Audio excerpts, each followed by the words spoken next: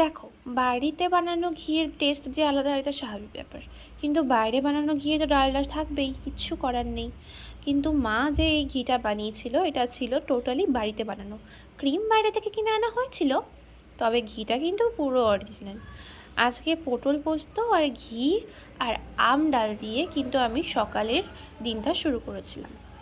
ব্যাস, পটল পোস্তটা বেশ মাখা মাখা হয়েছিল। আমার মা আবার গোটা পটল দেয়, তো ভালোই লাগে খেতে। আম ডালটাও খেয়েছিলাম।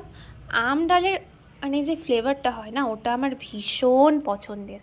যে আমগুলো থাকে না, ওটাকে আমি চটকে চটকে বেশি করে খাই, টক লাগে, ভীষণ টেস্ট।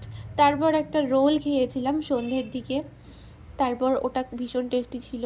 আর তারপর মা দই বসিয়েছিল সকালে, বিকেলে ফ্রেশ দই হয়েছিল, ওটা খেয়েছিলাম। তারপর রাত্রেবেলা আমরা 3 ভাই বোন মিলে ক্রিম রোল খেয়েছিলাম।